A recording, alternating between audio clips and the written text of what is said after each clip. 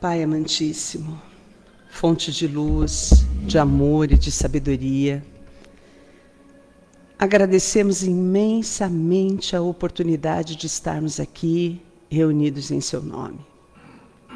A oportunidade de aprendizado, a oportunidade de sintonia com a espiritualidade amiga que nos antecedeu, preparando o ambiente para nos receber, a oportunidade de deixarmos a nossa mente em paz por alguns momentos, para podermos receber todos os benefícios do momento em que vivenciamos agora e aqui.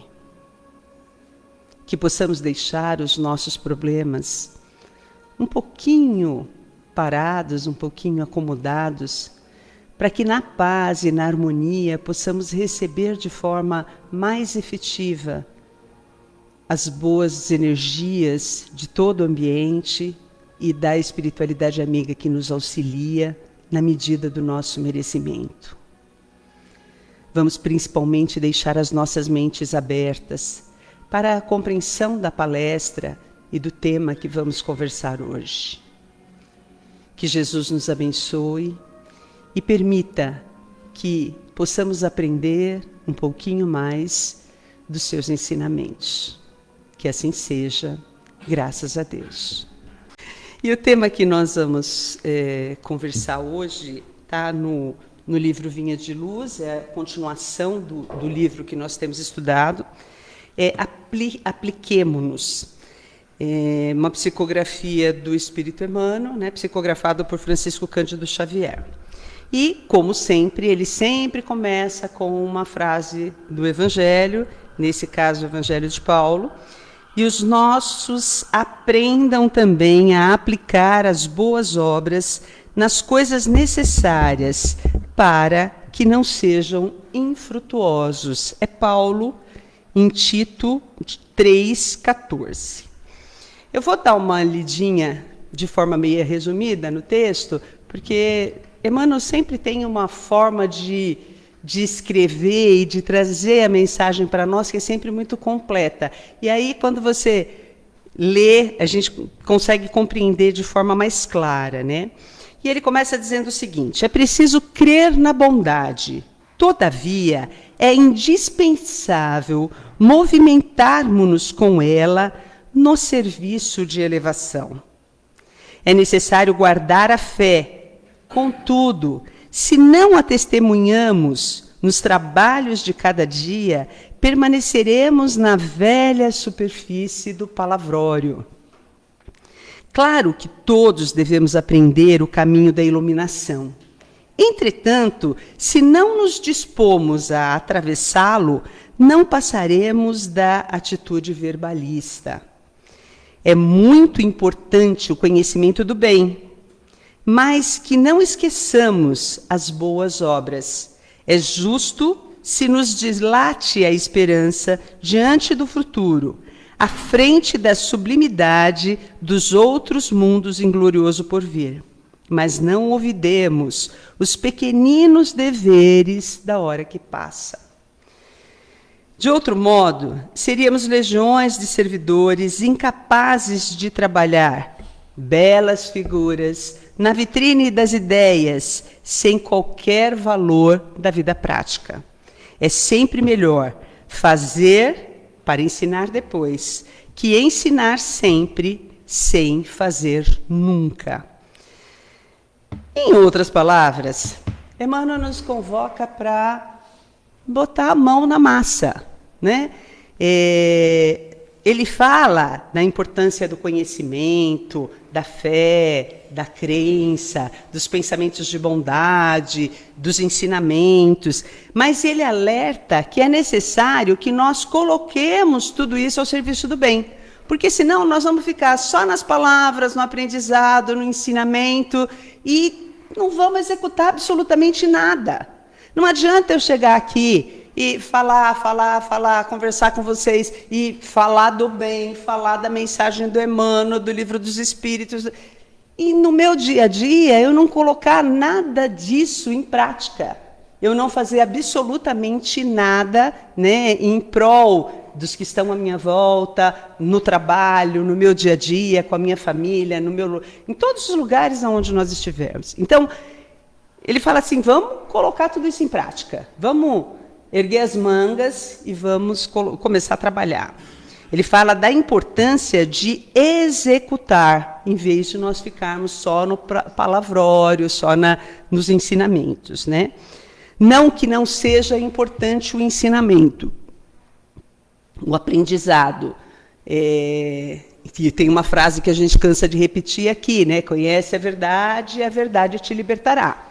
Por que que a gente é importante que nós tenhamos esse conhecimento? Porque é que a partir desse conhecimento nós conseguimos entender aquilo que está à nossa volta. Por que que acontece, como acontece, passamos a ter entendimento das leis divinas e elas são importantes para o nosso dia a dia. Mas não adianta eu só aprender, eu só falar, se eu não executar aquilo tudo que eu aprendo.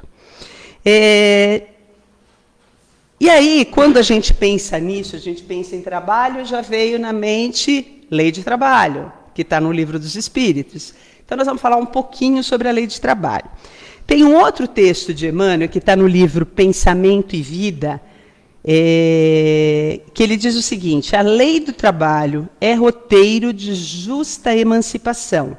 Sem ela, o mundo mental dorme estanque. Então, é a partir do trabalho e das relações sociais que nós evoluímos. A nossa evolução está diretamente ligada a isso. À medida em que nós nos relacionamos com a pessoa, que nós trabalhamos, nós vamos promovendo essa evolução. Se nós nos lembrarmos da época mais grave da Covid-19, quando nós ficamos todo mundo preso dentro de casa, que não podia trabalhar, não podia ir para a escola, não podia... Nós nos lembramos de quanta falta nós sentimos de ir trabalhar. Era um negócio assim... Quando que nós íamos imaginar que em algum momento da nossa existência a gente ia falar assim, nossa, que vontade de trabalhar. E aquilo era algo que nos incomodava, né?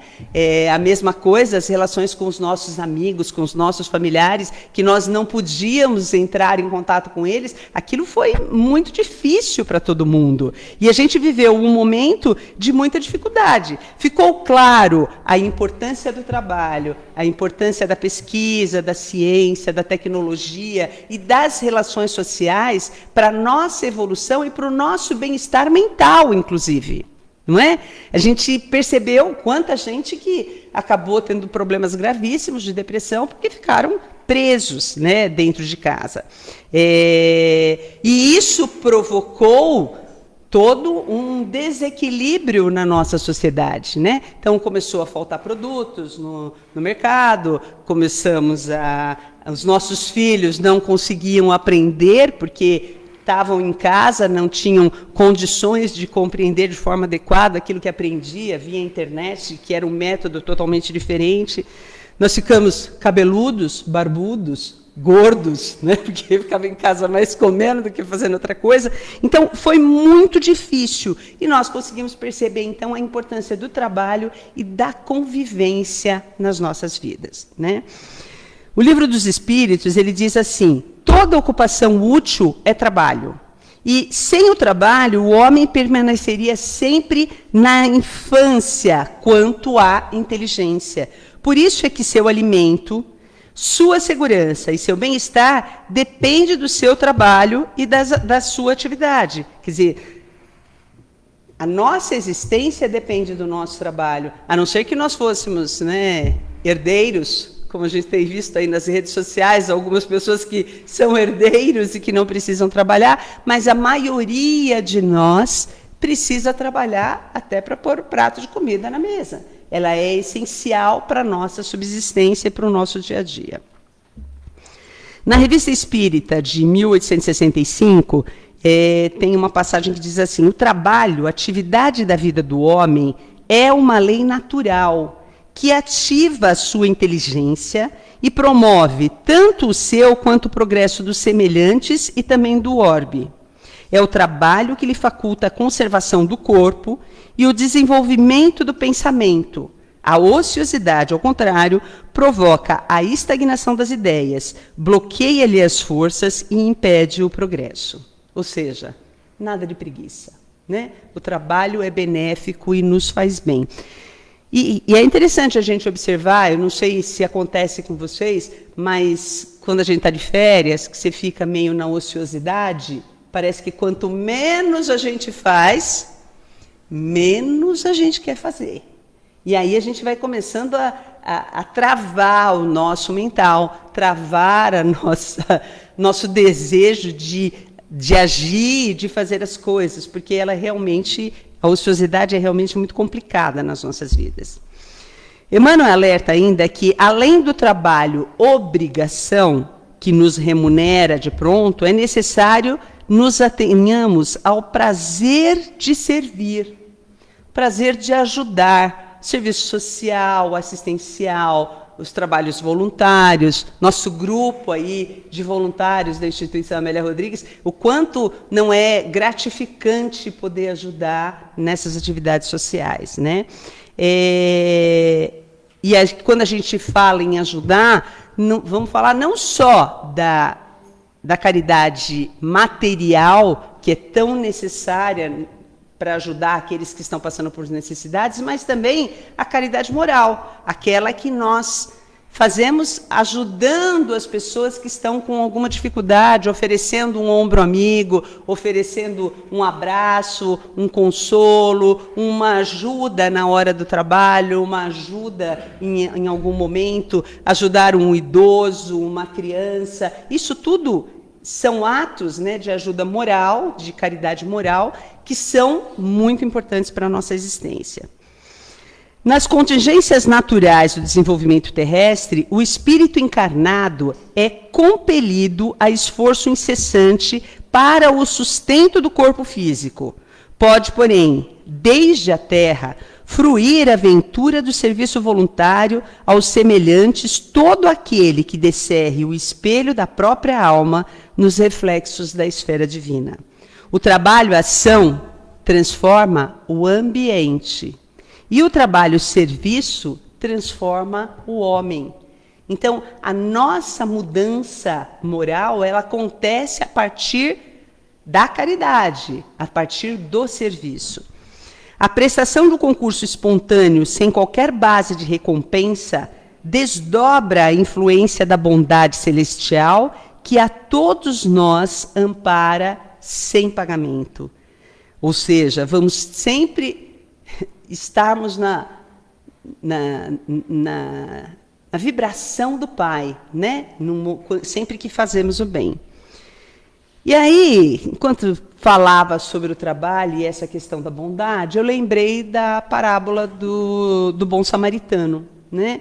E eu, há algum tempo atrás, havia assistido uma palestra do Haroldo Dutra falando sobre essa parábola, e eu achei interessante trazer para vocês, porque ele faz alguns apontamentos muito interessantes sobre essa parábola, e aí eu vou copiar alguns pontos da palestra do Haroldo, e quem quiser assistir mais completamente, porque ele tem uma capacidade de detalhar, né, as passagens evangélicas de uma forma assim brilhante. Haroldo Dutra Dias, ele está no YouTube, tem várias palestras dele, e a do Bom Samaritano é uma delas. Tá? Então, ele diz o seguinte, que quando discípulo e Jesus chegam a Jerusalém, um doutor da lei, que queria provocar Jesus, perguntou para ele o que é preciso para alcançar a salvação. Jesus, então, percebendo a provocação, responde com uma outra pergunta. O que está escrito na lei? E o doutor da lei sabia de todas as respostas, porque os estudiosos da época já haviam interpretado os textos bíblicos, né? E entendiam que para herdar a terra teriam que ser justos. Esses estudos que eles promoveram na época, no princípio, né, os judeus acreditavam que para ser justos, era necessário respeitar toda a lei mosaica, ou seja, os 614 mandamentos que constam lá na lei mosaica.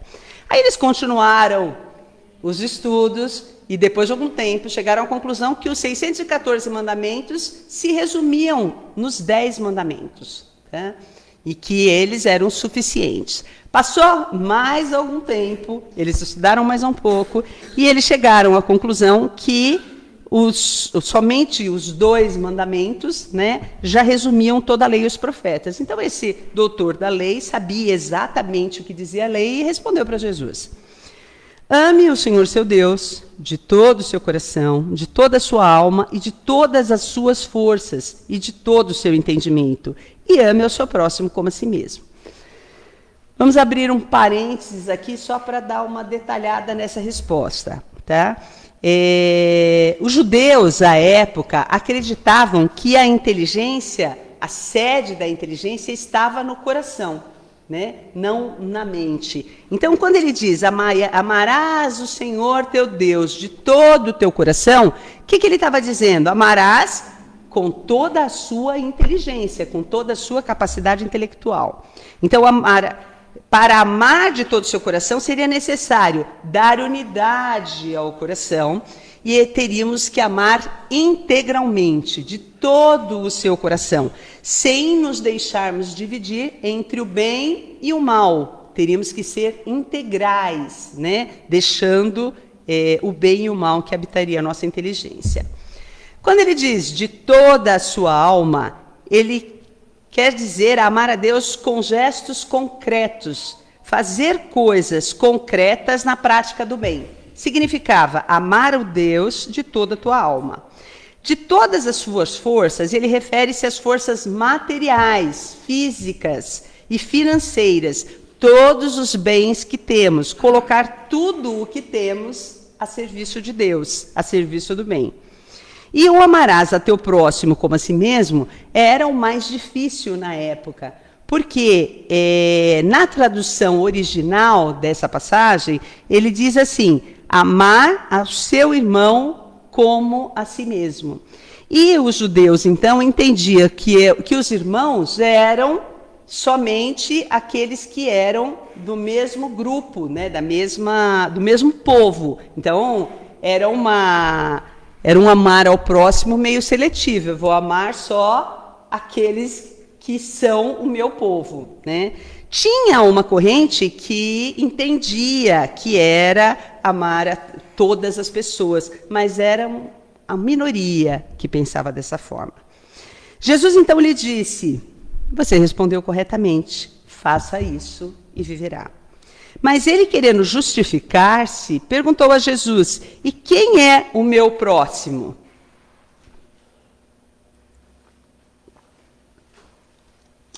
Jesus então conta a parábola do samaritano.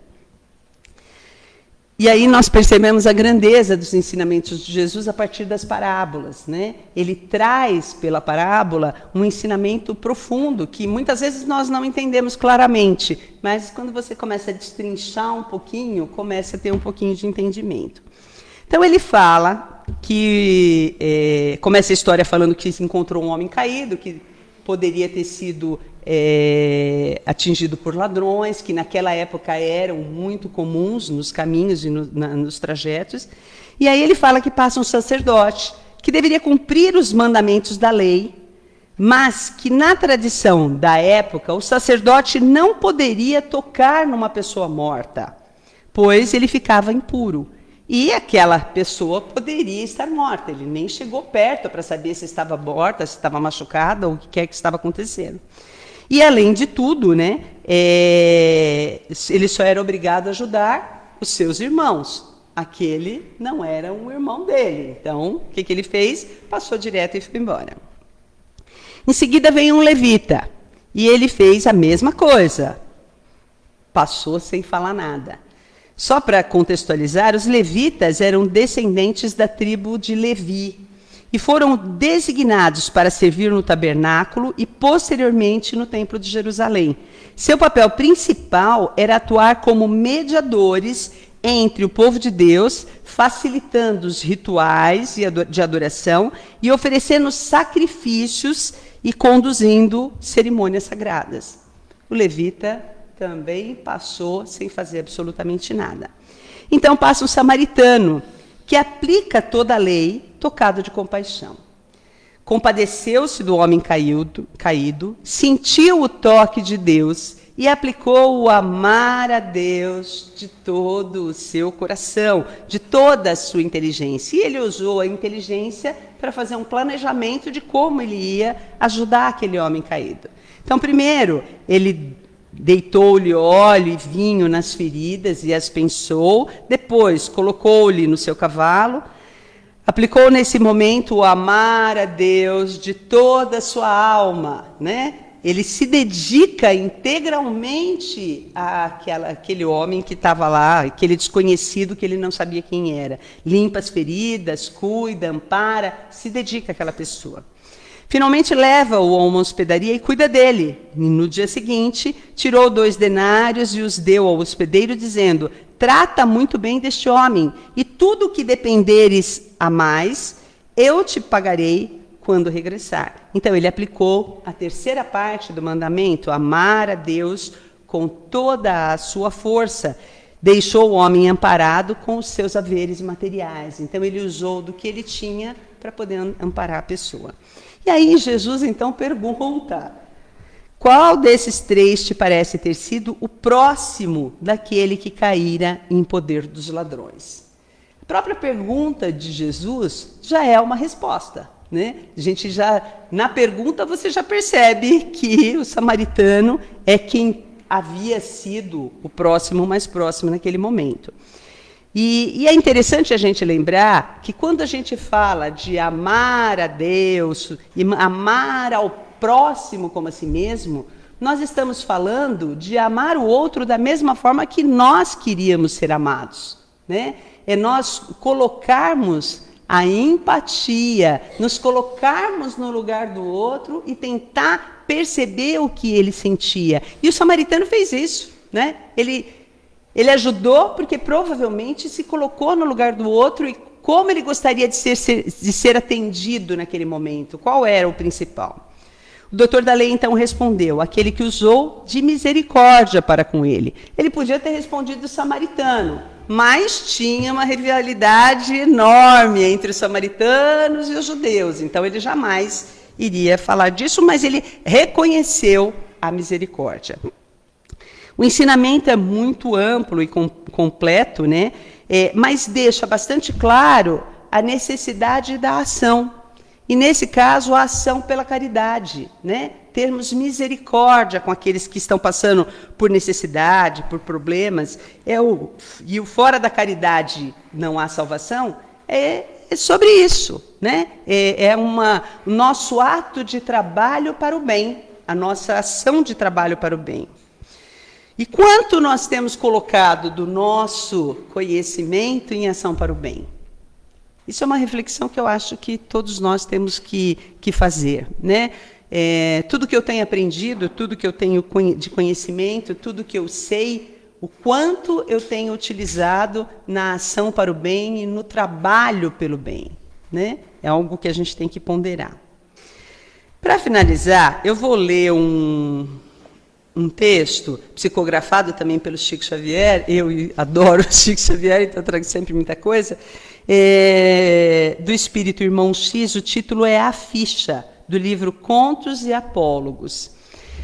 João Mateus, distinto pregador do Evangelho, na seara espírita, na noite em que atingiu meio século de idade no corpo físico, depois de orar enternecidamente com os amigos, foi deitar-se. Sonhou que alcançava as portas da vida espiritual e, deslumbrado com a leveza de que se via possuído, intentava alçar-se para melhor desfrutar a excelsitude do paraíso. Quando um funcionário da passagem celeste se aproximou e, a lembrar-lhe, solícito: João, para evitar qualquer surpresa desagradável no avanço, convém uma vista de olhos na sua ficha. E o viajante recebeu o primoroso documento em cuja face leu, espantadiço, a sua ficha com nome, data de nascimento, qualidades intelectuais, família, instrução, e seguia trazendo todas as informações da sua jornada. Então, era uma ficha completa da vida dele, né? Boa saúde, excelente apetite, constante proteção espiritual, nunca sofreu acidentes de grande importância, católico romano até os 26 anos, presenciou, sem maior atenção, 672 missas. Aos 27 anos de idade, transferiu-se para as fileiras espíritas, compareceu a 2.195 sessões de espiritismo, sob a invocação de Jesus. Realizou 1.602 palestras e pregações doutrinárias. Escreve cartas e páginas comoventes. Notável narrador. 4 filhos, boa mesa em casa. Não encontra tempo para auxiliar os filhos na procura do Cristo. Grande intolerância para com os vizinhos.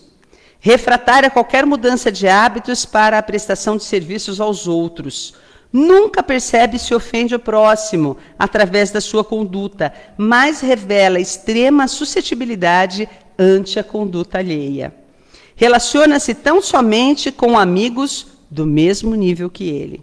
Sofre horror às complicações da vida social, embora destaque incessantemente o imperativo da fraternidade entre os homens. Quer dizer, era bem, faça o que eu falo e não o que eu faço, né? Sabe defender-se com esmero em qualquer problema difícil. Além dos recursos naturais que lhe renderam respeitável posição e expressível reconforto doméstico, sob o constante amparo de Jesus, através de múltiplos mensageiros, conserva bens imóveis no valor de 600 mil cruzeiros. Isso foi escrito há bastante tempo atrás. E guarda em conta um lucro particular na importância de 302 mil cruzeiros, a moeda da época. Para Jesus, que o procurou na pessoa de mendigos, de necessitados e doentes, deu durante toda a vida 90 centavos. Para cooperar no apostolado do Cristo, já ofereceu 12 cruzeiros em obras de assistência social. Débito. Até aqui não estava falando de débito, estava só apresentando a ficha dele do que tinha feito. Quando ia ler o item referente às próprias dívidas, fortemente impressionado, João acordou. Era manhãzinha. À noite, bem-humorado, reuniu seus companheiros, relatando-lhes a ocorrência. Estava transformado, dizia. O sonho modificara-lhe o modo de pensar. Consagrar-se-ia, doravante, a trabalho mais vivo no movimento espírita. Pretendia renovar-se por dentro. Reuniria agora a palavra e a ação. Para isso, achava-se disposto a colaborar substancialmente na construção de um lar destinado à recuperação de crianças desabrigadas que, desde muito, desejava socorrer. A experiência daquela noite inesquecível era, de certo, um aviso precioso. E, sorridente, despediu-se dos irmãos de ideal, solicitando-lhes novo reencontro para o dia seguinte. Esperava assentar as bases da obra que se propunha a levar a efeito. Contudo, na noite imediata, quando os amigos lhe bateram à porta, vitimado por um acidente das coronárias, João Mateus estava morto. Essa é uma historinha só para nós refletirmos, né? Para servir como um exemplo para nós entendermos o que Emmanuel quis nos falar quando disse para que nós colocássemos o nosso conhecimento, o que nós adquirimos nessa existência, no trabalho, e no trabalho do bem, além dos trabalhos das pequenas coisas do dia a dia, né? E aí nós temos, meu convite para reflexão é o seguinte: a gente analisar. Nós temos sido samaritano, o bom samaritano de alguém? Guardem a pergunta para a hora que vocês chegarem em casa, tá? O que nós temos feito com os talentos que nós temos recebidos na nossa vida? E olha que a gente recebe muitos talentos, né? Nós temos utilizado eles de forma adequada? Os conhecimentos que tenho recebido, eles têm sido utilizados para o trabalho do bem? O quanto nós temos feito? É essa reflexão que eu acho que cada um de nós deve fazer. Não acredito que a gente vai amanhã modificar toda a nossa existência e colocar em prática tudo que a gente aprende, tudo que a gente faz. Mas é necessário que nós possamos dar o primeiro passo, que a gente comece essa jornada de não só aprender, de não só receber, de não só ter conhecimento, mas de também doar, transferir, compartilhar, né? A partir da ação, a partir do exemplo, né? Da nossa mudança íntima, que também não acontece de um dia para a noite. A gente não vai simplesmente, não, hoje, amanhã eu sou uma nova pessoa. Mas é possível nós começarmos a dar o primeiro passo dessa mudança. É possível que nós mudemos a nossa atitude com aqueles que estão à nossa volta, que fazem parte do nosso dia a dia, do nosso trabalho e da nossa existência. É hora de nós iniciarmos essa jornada de ação, para que a gente não seja surpreendido, como o nosso irmão na história que a gente acabou de contar, e chegar no final da vida e ver que a gente teve uma vida cheia de conhecimento, mas pobre ou vazia de ações. Então, eu acho que é uma reflexão que a gente tem que fazer, e sempre é tempo de nós nos transformarmos em verdadeiros cristãos, né? E sermos o bom samaritano da vida de alguém aí que é tão importante. Vamos à nossa prece, o senhor Miguel vai fazer a prece de encerramento. Prezados irmãos, neste momento, voltamos nossos pensamentos a Jesus, nosso Mestre, ao nosso mentor da casa, Dr. Bezerra de Menezes e sua equipe, no sentido de nos acompanhar na vibração do pensamento em favor dos que sofrem na terra, aqueles que são vítimas de guerra, os que estão internados, os que estão na Cracolândia, na Sarjeta, dominado pelo álcool, pelas drogas, além dos desencarnados também, presentes ainda por aqui na Terra, perambulando, sem rumo. É uma gama muito grande de sofrimento, de criaturas doentes, desequilibradas. E é em favor de todos eles que nós pedimos nesse momento. Levaremos com o nosso pensamento a nossa vibração de amor, de paz, de saúde, para alcançar essas criaturas cansadas, desanimadas, pensando também nos suicidas, ou naqueles que estão pensando no suicídio, que é uma porta errada para a saída da dor, do sofrimento. Então, Senhor da vida, abençoa essas criaturas. E também pedimos por nós mesmos, pelos nossos lares, os familiares, as pessoas que sabemos estarem acamadas ou hospitalizadas. É nessa hora que nós levamos o nosso pensamento, a nossa vibração de amor, de paz, de saúde, desejosos de contribuir para a paz do mundo, tão conturbado, tão desesperado, nessa hora difícil. no mundo de transição e provas, expiação. Pai nosso que estás nos céus, santificado, Senhor, seja o vosso nome. Venha a nós o vosso reino. Seja feita a vossa vontade, assim na terra como nos céus. Pão nosso de cada dia nos dai hoje. Perdoai as nossas dívidas, assim como nós perdoamos os nossos devedores. Não nos deixeis cair em tentação, mas livrai-nos, Senhor, do mal. Assim sendo, em nome de Deus, nosso Pai, do nosso Mestre Jesus, do mentor da casa, Dr. Bezerra de Menezes, pedimos permissão para encerrar a nossa reunião desta noite, desejando a todos uma noite de paz, um sono reparador.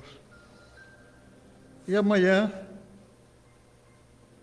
novamente estaremos a postos para fazer o melhor de nós. Que assim seja. Graças a Deus.